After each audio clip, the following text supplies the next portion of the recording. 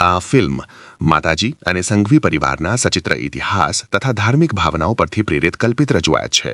ફિલ્મમાં દર્શાવવામાં આવેલા તમામ પાત્રો, ચહેરાઓ, અવાજો તથા દ્રશ્યો આર્ટિફિશિયલ ઇન્ટેલિજન્સ એટલે AI દ્વારા જનરેટ કરાયેલા છે અને કોઈ પણ વાસ્તવિક વ્યક્તિ સાથે તેમનો સીધો કે પરોક્ષ સંબંધ નથી. આ ફિલ્મ કોઈ વ્યક્તિ, સમાજ, ધર્મ અથવા સંસ્થાની ભાવનાઓને દુભાવવાનો ઉદ્દેશ ધરાવતી નથી. આ ચલચિત્ર દ્વારા માત્ર માતાજીના ઇતિહાસને ઉજાગર કરવાની ભાવના છે. ફિલ્મનું સંપૂર્ણ સામગ્રી કોપીરાઇટ શ્રી ધાસલ ભવાની, વેરુંટા, વડેચી માતાજી વડાવલી ટ્રસ્ટ હેઠળ સુરક્ષિત છે. લેકિન પરવાનગી વિના તેની નકલ, પ્રસારણ અથવા ઉપયોગ કાનૂની ગુનો ગણાશે. ઘણા વર્ષો પહેલા ઇતિહાસના પાના પર એક પવિત્ર અવતરણ થયું. સંઘવી કુળનો જન્મ થયો.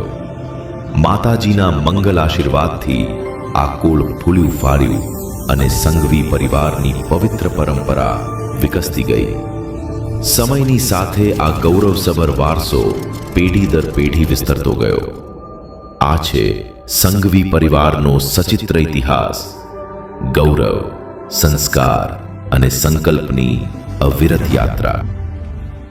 નમામિ વરદા નિત્યા નિર્મલા નિરુપદ્રવામ નિરાલંબા નિત્ય શુદ્ધા નિર્ગુણ નિજમસના હૃદયે સર્વલોકસ્ય બુદ્ધિરૂપેણ સંસ્થિતે સંસાર મોક્ષદે માતા વરદાયિની તે નમઃ. જગતા મંગલ કરી મંગલાનાથ મંગલા શરણ્યન સર્વ હસ્વાના વરદાયિની તે નમઃ.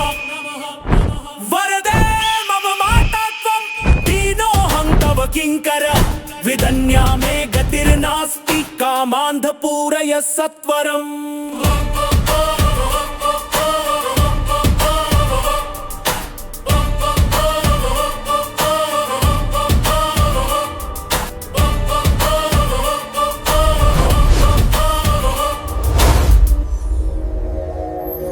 પ્રણામ. માં ઘાસલ ભવાની, વડેચી, વેરુંટા અને સંઘવી પરિવારના સચિત્ર ઇતિહાસ અને તેની ગૌરવ ગાથાની આજે વાત કરવી છે.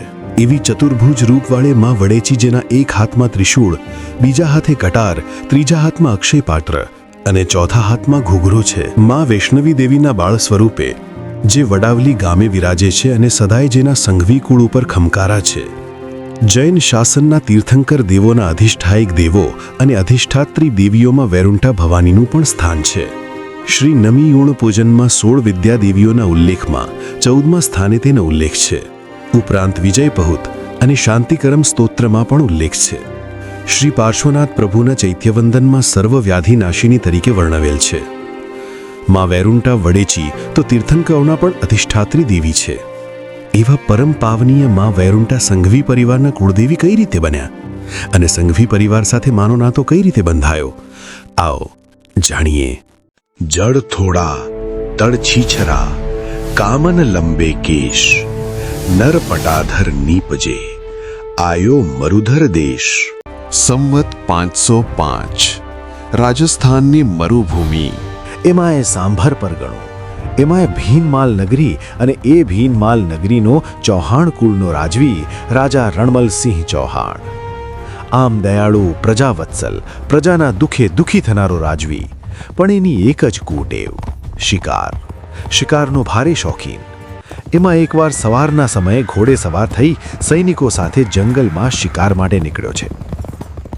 બપોર થવા આવી પણ શિકાર મળ્યો નહીં. ગાઢ જંગલમાં રાજા આમથી તેમ ફરી રહ્યો છે. રાજા રણમલના ગળે શોષ પડ્યો. તરસનો માર્યો રાજા ટળવળે છે. આજુબાજુ ક્યાંય સરોવર કે તળાવ દેખાતું નથી. ત્યાં દૂરથી એક પર્વતની ગુફા દેખાય છે.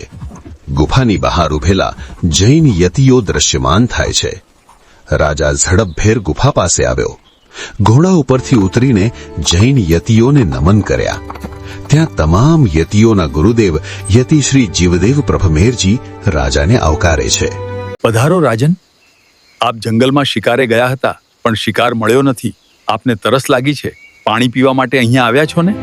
રાજાને આશ્ચર્ય થયું કે આ સાધુએ મારા મનની વાત કઈ રીતે જાણી લીધી. આપ તો ત્રિકાળ જ્ઞાની લાગો છો. મારા મનમાં એક પ્રશ્ન છે. સાંભળ રાજન, એ પણ હું જાણું છું. તારે ત્યાં વૈભવ, સંપત્તિ, સત્તા છે, પણ એક વાતનું દુઃખ છે, તારે ત્યાં સંતાન નથી. ત્યાં તો રાજા રણમલ અચંબિત થઈ ગયો અને જીવદેવ પ્રભ મેરજીના ચરણમાં પડી ગયો.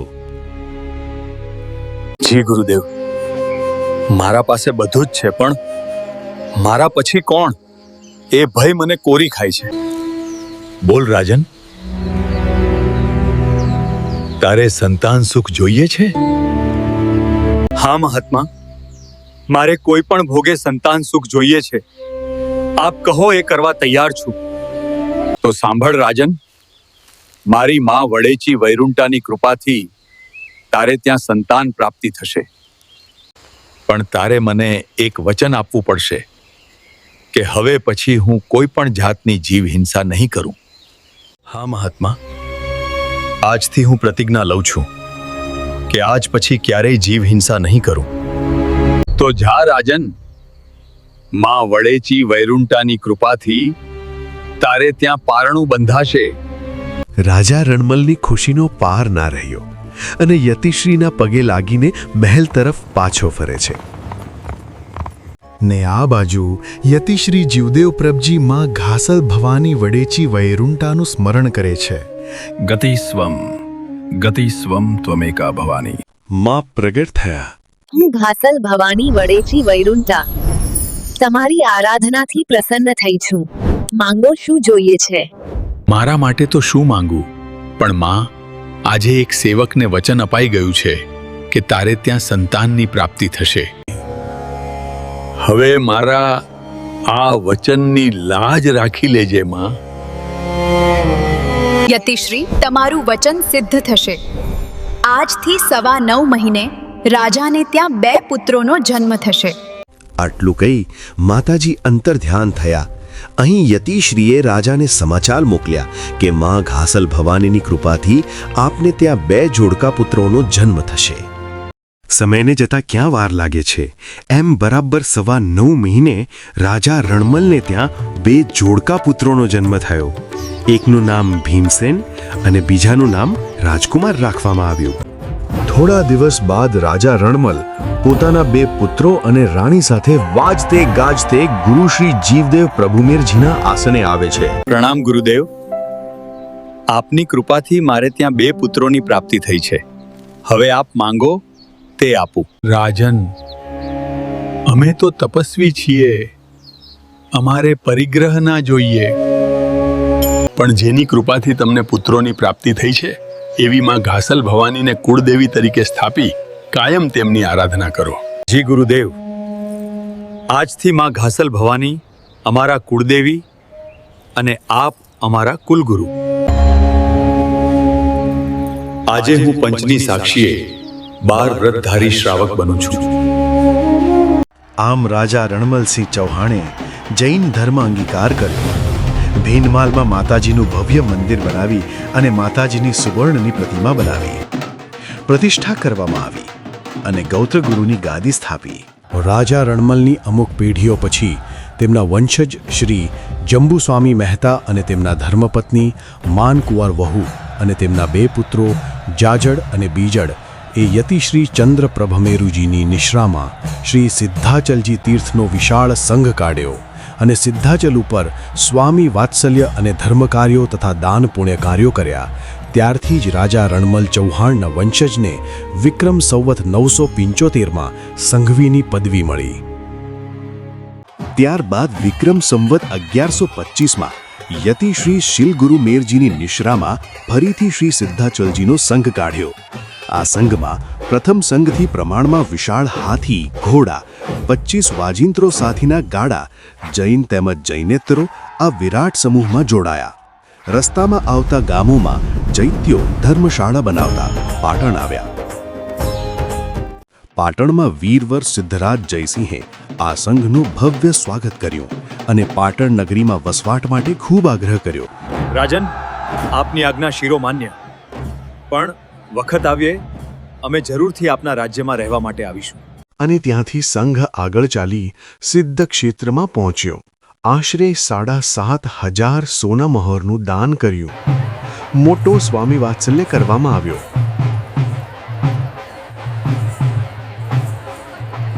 ત્યારબાદ સંઘ ભીનમાલ પાછો ફર્યો. વખત જતા ભારત વર્ષમાં મુસ્લિમોના અરબ સ્થાનથી ધાડા ઉતરી પડ્યા. પાંડવોના પવિત્ર સિંહાસન ઉપર હસ્તિનાપુર દિલ્હીમાં અપવિત્ર બાદશાહના બેસણા થયા. આ લોકો મૂર્તિ પૂજાના કટ્ટર વિરોધી, દેવી દેવતાના સતના પારખા લેવા માટે સમગ્ર ભારતમાં મંદિરોના વિધ્વંસ કરવા માંડ્યા. ગાયોની કતલ થવા માંડી, બહેન દીકરીઓની આબરૂ લૂંટાવા માંડી. આવા વખતે ભીનમાલના બુદ્ધિશાળી સંઘવીઓએ મળીને નક્કી કર્યું કે હવે આપણા કુળદેવીનું મંદિર સલામત નહીં રહે. આ લોકો મૂર્તિ પૂજાના વિરોધી છે. સંઘવીઓએ નક્કી કર્યું કે મંદિર તો આપણે નહીં બચાવી શકીએ, પણ મૂર્તિને બચાવી લઈએ. માતાજીની પ્રતિમા લઈને તમામ સંઘવી ભાઈઓ ભીનમાલ છોડીને ગુજરાત તરફ રવાના થયા. ગુજરાતમાં તે વખતના પાટનગર પાટણની ધન્ય ધરા ઉપર વીર સિદ્ધરાજની જાહો જલાલી અને એમાંય મહારાજા કુમારપાળનું શાસન. શ્રી હેમચંદ્રાચાર્યની નિશ્રામાં તેમણે જૈન ધર્મ અંગીકાર કરેલો. સમગ્ર ગુજરાતમાં જીવ હિંસા બંધ કરાવી હતી. કુમારપાળનો શાસનકાળ એટલે ગુજરાતનો સુવર્ણ યુગ કહેવાતો. ભીનમાલ છોડીને આવેલા સંઘવી ભાઈઓએ પાટણમાં ઉતારો કર્યો. મહારાજા કુમારપાળ અને મંત્રી ઉદયન મહેતાએ એમનો ખૂબ જ આદર સત્કાર કર્યો. મહારાજા કુમારપાળે સંઘપતિને પાટણથી 28 કિલોમીટર દૂર વડપલ્લી ગામના આંકડેદાર એટલે હવાલદાર તરીકે નિમણૂક કરી અને વડાવલી અને ટાકુદી ગામની ખંડણી વેરો ઉઘરાવી રાજ્યમાં જમા કરાવવાનું કામ સોંપવામાં આવ્યું. મહારાજા કુમારપાળના દરબારમાં સંઘવી ભાઈઓને અદકેરું સ્થાન મળ્યું. પાટણથી થોડે દૂર મોઢેરા ગામે સોલંકી રાજાઓએ પોતાના ઇષ્ટદેવ સૂર્યનારાયણનું ભવ્ય મંદિર, જેની કલા કારીગરી વિશ્વમાં પ્રખ્યાત છે, તેને ઉપરથી પ્રેરણા લઈ સંઘવી ભાઈઓએ વડાવલી ગામે ખારી નદીના કિનારે સોમનાથ મંદિર જેવો મહાભવ્ય અને વિશાળ મંદિર બનાવી ભીનમાલથી લાવેલા માતાજીની સુવર્ણ પ્રતિમાની પ્રતિષ્ઠા કરાવી અને વડાવલી ગામે વસવાટ શરૂ કર્યો. બાજુમાં સરોવર જેવું તળાવ બંધાવ્યું, જે અહીર તળાવ તરીકે પ્રસિદ્ધ થયું. 1200 વીઘાના પટમાં પથરાયેલું વિશાળ સરોવર જેવું તળાવનું મનમોહક કુદરતી વાતાવરણ ગામની શોભામાં 4 ચાંદ લગાવતું હતું. વ્યાપારથી ધમધમતું આ ગામ એક નગર સમાન હતું. સંઘવી પરિવારના વસવાટથી ગામ આબાદ બન્યું. ધીરે ધીરે સમય વીતતો ગયો. રાજાઓના શાસન બદલાતા ગયા. પાંડવના પવિત્ર સિંહાસન સાથે હસ્તિનાપુરથી દિલ્હીની ગાદી ઉપર અપવિત્ર બાદશાહ અલ્લાઉદ્દીન ખિલજી આરૂઢ થયો. તેને આલાપ ખાન અને નસરત ખાન નામના સૂબાને વિશાળ સૈન્ય આપી ગુજરાત રવાના કર્યા. ગુજરાતના ગામડાને લૂંટતો લૂંટતો નસરત ખાન પાટણ આવ્યો. પાટણના છેલ્લા હિન્દુ રાજા કરણદેવ વાઘેલાની હાર થઈ. પાટણ પર ઇસ્લામી લીલો નેજો ફરકવા માંડ્યો.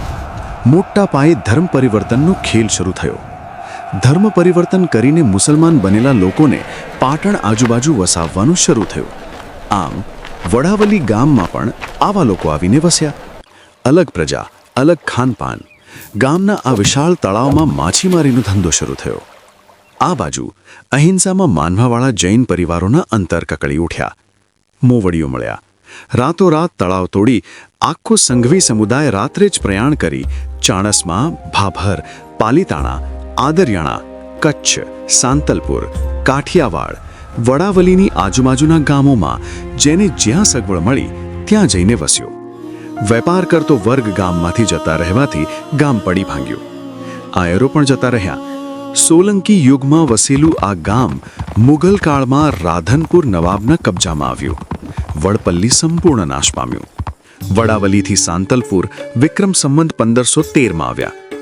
અહીં ભીનમાનની ગાદીની પોશાળ બનાવી કુલગુરુશ્રીએ સાંતલપુરમાં સ્થાપના કરી અને ભીનમાનની ગાદીનો તમામ વહીવટ સાંતલપુર લઈ આવ્યા.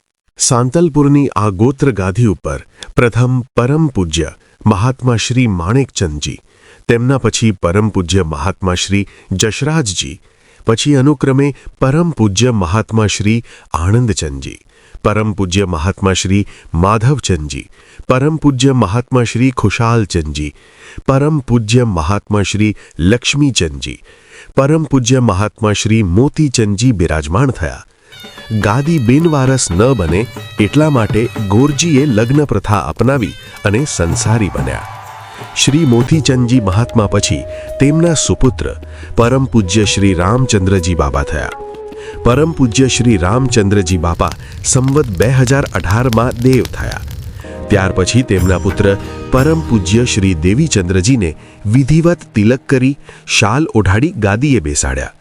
તેમના સ્વર્ગવાસ પછી તેમની ગાદીએ તેમના સુપુત્ર પરમ પૂજ્ય શ્રી શંકરલાલજીને પરિવારે વિધિવત તિલક કરી શાલ ઓઢાડી કુલગુરુ તરીકે બિરાજિત કર્યા, જે પ્રવર્તમાન કુલગુરુ છે. સંઘવી પરિવારના આ કુલગુરુઓ જૈન ધર્મ આરાધના, શાસ્ત્ર પારંગત ઉપરાંત મંત્ર તંત્ર વિદ્યા અને દેવદેવીઓના ઉપાસક હતા. યતિવર્ય શ્રી લક્ષ્મીચંદ્રજી મહારાજે પોતાની મંત્ર વિદ્યાના બળથી સંઘોના અનેક કામો કરી ચમત્કાર સર્જવાના દાખલા મોજૂદ છે.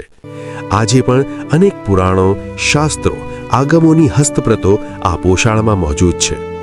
કુલગુરુ સંઘરી કુળની વંશની વેલ લીલી અને વધતી રહે, પરિવારમાં સુખ, સંપત્તિ, વૈભવ અને લક્ષ્મીની પ્રાપ્તિ થાય તેવા આશીર્વાદ આપે છે. કાળક્રમે વડાવલીમાં રહી ગયેલા સંઘવી ભાઈઓને માતાજીની સ્થાપનાની જરૂર લાગતા મૂળ જે જગ્યાએ વિશાળ મંદિર હતું એ જ જગ્યાએ નાનકડું મંદિર બંધાવ્યું. માતાજીની મૂળ પ્રતિમા જે સુવર્ણની હતી એ હાથ ન લાગતા વડાવલીના સંઘવી પરિવારના આગેવાન શેઠ શ્રી ભુવડ સંઘવીએ ચાણસમાં વડાવલીના ભાઈઓના સહકારથી અંદાજે 200 વર્ષ પહેલા હાલે વિદ્યમાન આરસના પ્રતિમાજી જયપુરથી લાવી પ્રતિષ્ઠિત કર્યા. કાળક્રમે પાણીના વહેણ મંદિર બાજુ વધતા અને નદી મંદિરને ઘસીને ચાલતી, તેથી મંદિર જીર્ણ થઈ ગયું. સંવત 1981માં મોરબીવાળા શ્રી રામજીભાઈ મેઘજીભાઈ સંઘવી તથા ખાખરેચીવાળા શ્રી પ્રાણજીવન નાગજીભાઈ સંઘવી વડાવલી આવ્યા. અઠવાડિયું રહી ગઢ બનાવવાની યોજના કરી, પરંતુ આ સમયમાં કોઈ પાણી લેવા કે દેવા કે લઈ આવવા તૈયાર ન હતું. તેથી બંને જણા કંટાળી સવારે પાછા જવાનો નિર્ણય કર્યો. પરંતુ માતાજી જેને સંકેત આપે છે અને જે પૂરી શ્રદ્ધા અને વિશ્વાસથી કામ કરવા માંગે છે તેને માતાજી જરૂર મદદ કરે છે, અને ચમત્કાર થયો. એ રાત્રે શ્રી રામજીભાઈને સ્વપ્નમાં માતાજીના દર્શન થયા. હે ભક્ત, મંદિરના બાજુની ખારી નદીમાં કૂવો ખોદી કામ ચાલુ કરાવો. તમારી બધી જ મનોકામના પૂર્ણ થશે. આટલું કહી માતાજી અંતર્ધ્યાન થયા.